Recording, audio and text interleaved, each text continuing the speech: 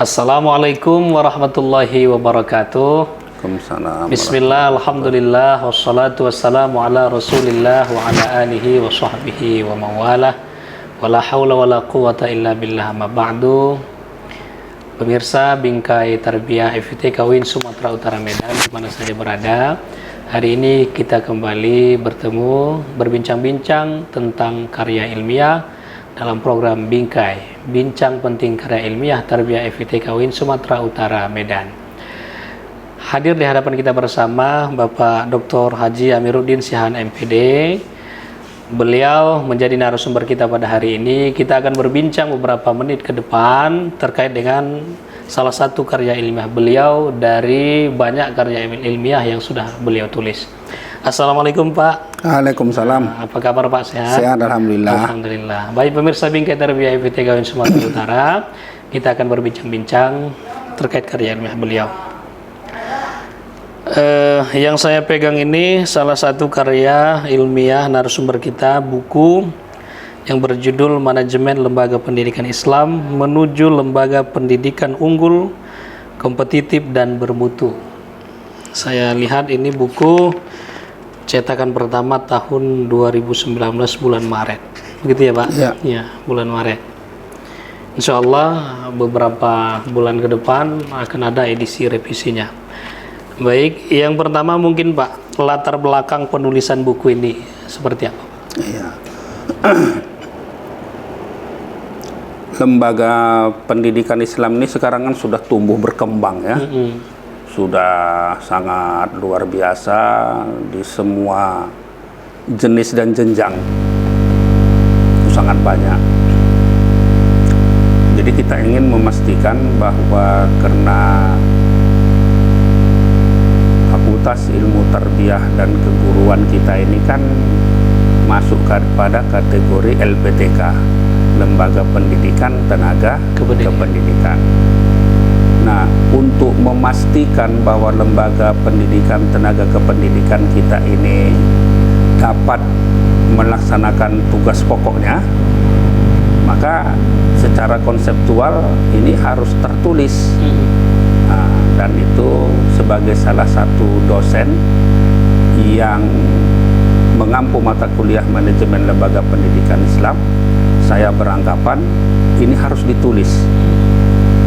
Dengan ditulisnya hal seperti ini, kita sebetulnya setelah membaca buku ini dapat memahami secara menyeluruh bahwa Fakultas Ilmu Tarbiyah dan Keguruan kita ini memang ia fakultas LPTK. Nah, jadi untuk memastikan itulah maka perlu kita memberikan tulisan ini. Dengan demikian kita berharap stakeholder kita, khususnya mahasiswa kita, bisa memahami baik level S1 ya, S2, S3. Kebetulan saya di dosen Prodi MPI, satu-satunya Prodi MPI yang lengkap jenjangnya, ada S1, S2 dan S3, itu ada di fakultas ini. Nah, buku ini mencoba menawarkan berbagai hal agar mahasiswa S1, S2 dan S3 kita bisa melihat bahwa kita ini punya peran yang sangat besar untuk memajukan lembaga-lembaga pendidikan Islam, baik di jenjang RA ya, sampai kepada ibtidai, sanawiyah, aliyah, sampai kepada jenjang S1, S2 dan S3. Itulah kira-kira idenya itu gitu. Ini saya melihat ini tulisan kolaborasi ya Pak? Iya. Pak Amiruddin, Pak Dr. Ahmad Hidayat dan Dr. Andus Rustam MA. Iya. Ini kolaborasi bersama dosen FITK secara khusus atau ada juga dosen yang lain nih Pak? Iya. Di antara dua yang lagi? Iya. Kebetulan Pak Rustam itu dosen kita, yang mata kuliahnya sama dengan saya, manajemen lembaga pendidikan Islam.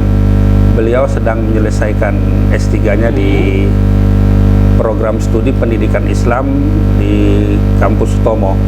Sedangkan Pak Rahmat Hidayat ini adalah wakil rektor 1 Universitas Dharma Wangsa. Udah. Dharma Wangsa ya. UDW ya, Universitas Dharma Wangsa. Beliau ini S1-nya di Tarbiyah IAIN Medan, S2-nya di program studi pendidikan Islam IAIN Medan, tetapi S3-nya di UIN Sunan Gunung Jati Bandung. Nah, itu jadi kita coba mengkolaborasikan itu, dan beliau sangat memahami pendidikan Islam, ditambah memang manajemen lembaga pendidikan Islam juga itu salah satu yang diminatinya gitu. Itu makanya kita sekali bertiga lah menulis ini gitu. Ya. Baik, berapa lama menyelesaikan satu tulisan ini? Ya. Kalau lamanya dilihat kemarin itu hampir 2 tahun.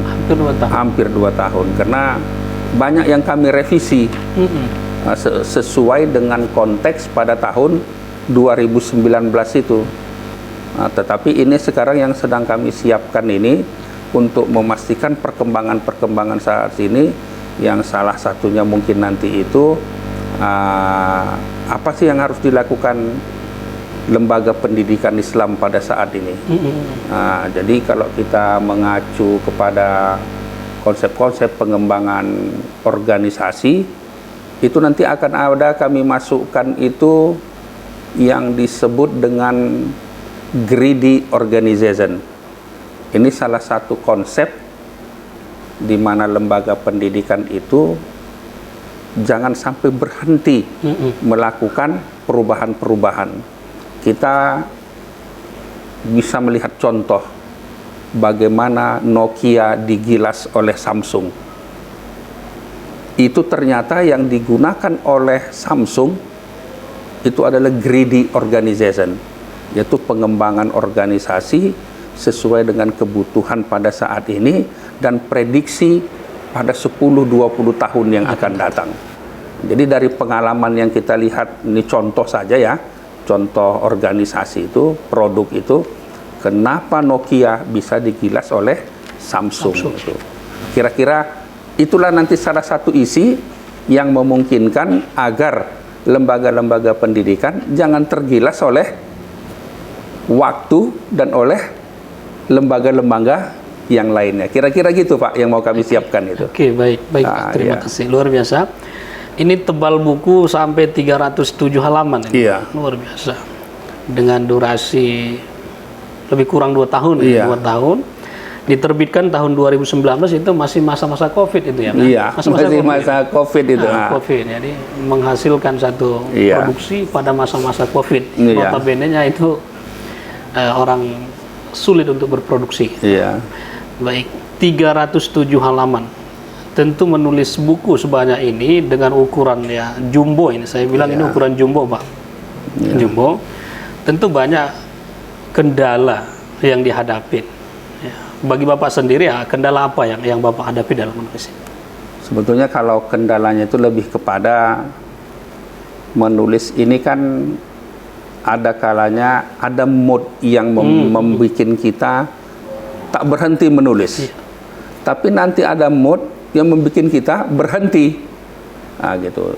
Kenapa itu terjadi? Ya mungkin itu dipengaruhi oleh bersamaan dengan menulis, tugas pokok di kampus juga jalan. Jadi tak semata-mata kita hanya menulis, tetapi juga karena ada tugas pokok, ada tugas pribadi, kemudian paling penting lagi ini kan tugas Tridharma perguruan tinggi ini. Itu juga mempengaruhi. Jadi mau tidak mau, walaupun kami bertiga, ternyata bukan makin cepat. Nah, karena ketika didiskusikan, mau menurunkan kepada satu bab umpamanya, nah itu didiskusikan gitu.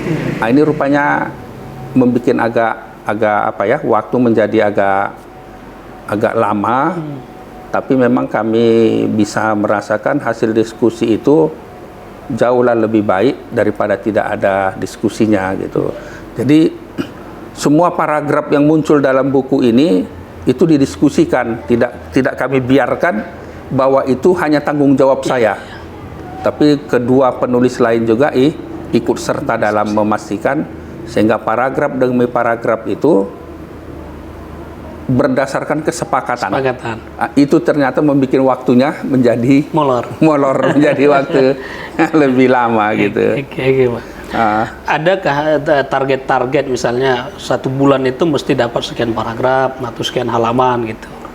Pada dasarnya kalau dalam diskusi iya, kami tetapkan ada target, tapi dalam kenyataannya tak sesuai dengan target itu, tak sesuai.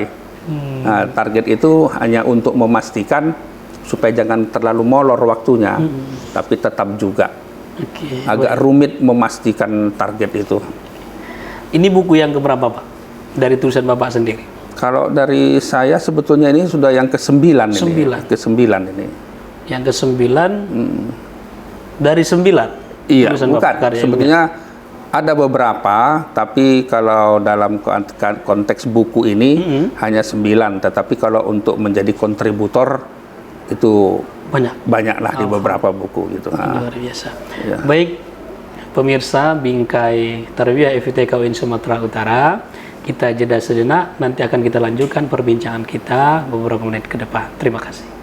Baik, pemirsa Bingkai Tarbiyah FITK UIN Sumatera Utara, kita kembali berbincang-bincang dengan narasumber kita.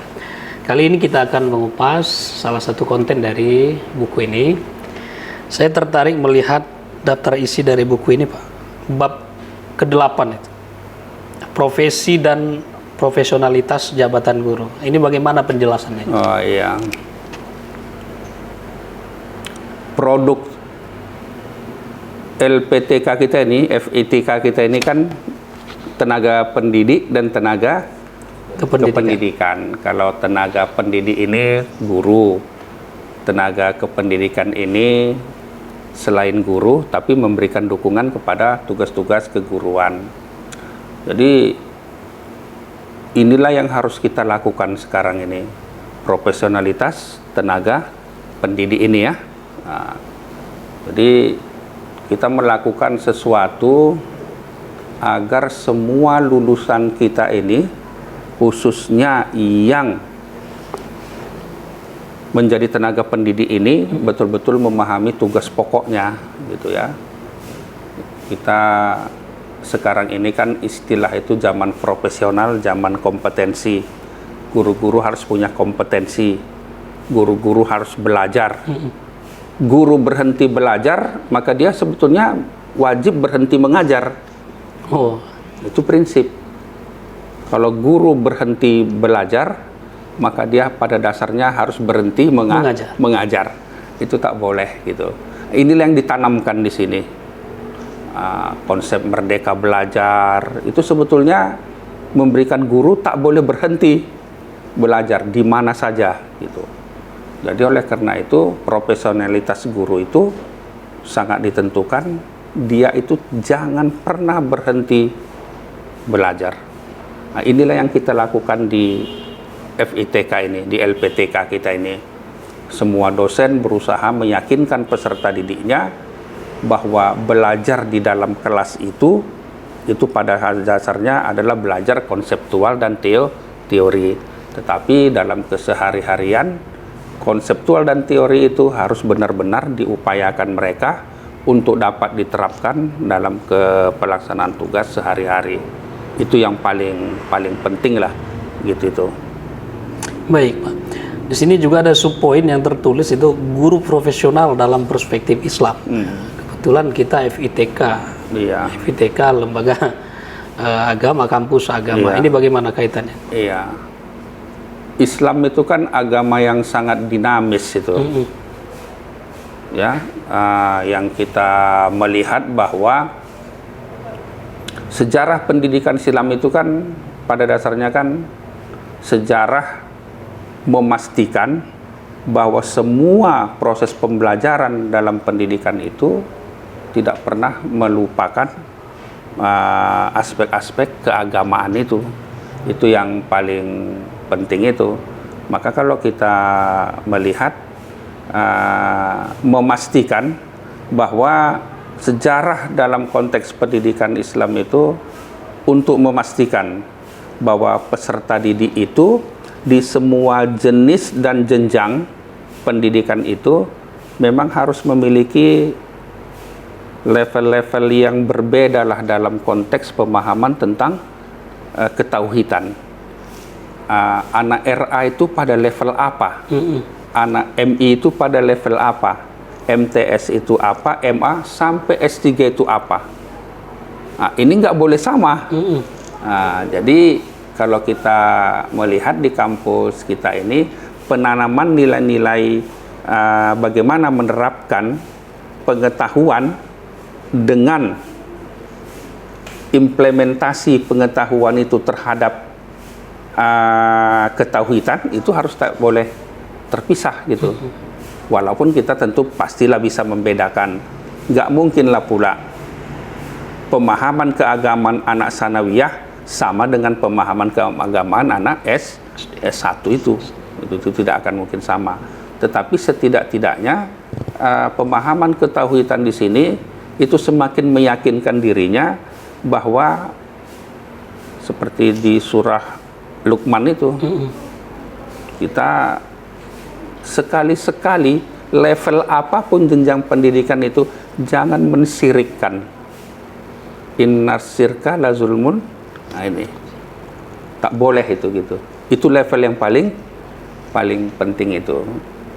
Jadi sebetulnya itu yang paling penting. Jadi di level apapun dia, mulai dari RA sampai doktor, tak pernah boleh mensirikkan Tuhan itu. Itulah sebetulnya substansinya itu. Masya Allah, luar biasa. Semakin menarik perbincangan kita. Baik pemirsa Bingkai Tarbiyah FITK UIN Sumatera Utara, kita jeda sejenak, kita lanjutkan perbincangan kita sesaat lagi. Baik pemirsa Bingkai Tarbiyah FITK UIN Sumatera Utara, kita kembali berbincang-bincang dengan narasumber kita. Kita akan mempertanyakan bagaimana pendapat narasumber kita terkait dengan dosen dan kaitannya dengan dunia tulis-menulis. Nah, itu bagaimana itu? Yang namanya dosen itu ya menulis. Karena kalau dia menulis, ada tulisannya dalam bentuk buku. Buku ini kan dua sebetulnya fungsinya. Satu sebagai dokumen, satu sebagai monumen. Gitu dia tuh. Nah, itu gimana penjelasannya? Kalau sebagai dokumen, pokok-pokok ide-ide pikiran yang ada dalam pikiran dosen itu tertuangkan dalam buku itu. Itu dokumen. Kalau monumen, kalau dia sudah berbentuk buku, ya monumen lah dia. Jadi begitu dosen itu 20-30 tahun akan datang sudah dipanggil Allah Subhanahu wa taala, inilah jadi monumen. Nah, jadi pada dasarnya karya ilmiah dosen dalam bentuk tulis-menulis dan produknya adalah buku. Kalau saya secara pribadi mengatakan itulah dokumen, itulah monumen. Ya, gitu dia. Jadi dokumen itu pokok-pokok pikirnya. Hamka, semua bukunya itu jadi dokumen. Tapi pada saat yang sama itulah Hamka, buku itu. Nah, itulah monumen. Nah, saya menerjemahkannya selalu begitu. Jadi kalau ada orang hanya berceramah tapi tak ada tulisannya, tak ada dokumen, tak ada monumennya. Jadi sebaiknya, tapi karena dunia tradisi dosen itu menulis, maka semua dosen itu harus memiliki buku itu. Bisa dalam bentuk buku, atau sekarang pun dalam bentuk-bentuk yang lain masih banyak. Nah, jadi saya begitu Pak, menerjemahkan tulis-menulis ini.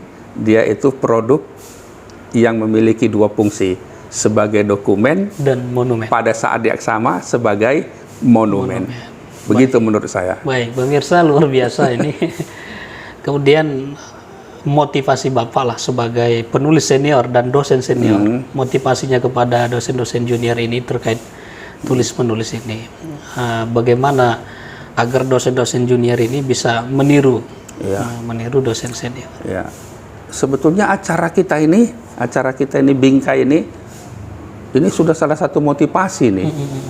Kalau ada dosen yang tak mau termotivasi dengan ini, itu yang saya bilang tadi tuh, guru itu kalau berhenti belajar harusnya berhenti mengajar. Jadi kalau ada dosen tak mau menulis, nah ini Nah, karena kalau tulisan dia itulah nanti yang akan dibaca oleh mahasiswa, pokok-pokok pikirannya itu. Malahan kalau kita melihat itu ya, tingkat kecerdasan dosen dalam memahami filsafat mata pelajarannya. Sebetulnya kan ketika dosen menulis, itulah filsafat mata pelajaran dia. Itu. Jadi kalau dosen tak menulis konteks buku dia, terus filsafat mata pelajaran dia itu yang mana gitu. Nah, itulah dia gitu. Jadi penulis itu pada dasarnya ya filosof. Pada dasarnya di situ filsafat dia itu. Jadi kalau tak ada dia menulis, terus bagaimana mungkin dia dikatakan sebagai seorang dosen yang kita katakanlah dia itu sebetulnya orang-orang yang memiliki karakter ilmiah itu. Karakter ilmiah itu kan harus ada produk. Salah satu produk itu adalah buku ini gitu. Jadi bingkai ini saya kira ini salah satu cara untuk memotivasi. Kehadiran saya di sini adalah bentuk untuk memberikan motivasi. Juga. Sebetulnya itu. Oke, baik. Kemudian kadang-kadang kan begini Pak, ada di benak seseorang itu banyak yang mau dituangkan. Tapi giliran mau menuliskan itu tersendat itu. Iya. Sehingga semacam tidak terdapat inspirasi itu. Nah, mengatasi persoalan begini itu kalau bagi Bapak sendiri bagaimana? Ya mungkin ini memang menjadi apa ya? Menjadi tradisi sebetulnya. Pada saat ini kan tak ada dosen yang tidak magister. Mesti gitu ya? magister. Pasti magister. Orang kalau sudah selesai pendidikan magister itu kan pada dasarnya kan orang yang sudah biasa menulis. Cuma mungkin ini perlu ditradisikan lebih kuat sebetulnya. Ada orang menulis hanya karena untuk memenuhi proses. Tugas wajib. Tugas wajib. Ada orang menulis itu menjadi hobi. Kalau kita dosen, ya itu memang tidak hanya proses, tapi sudah menjadi hobi. Jadi itu menjadi apa namanya itu? Kebiasaan lah, udah menjadi tradisi kita. Jadi memang harus ada dorongan-dorongan yang diberikan. Salah satunya ya mungkin acara kita ini atau diskusi dosen di prodi. Nah, setiap prodi melakukan diskusi dosen, dibebankanlah kepada dosen untuk memberikan tulisan-tulisan.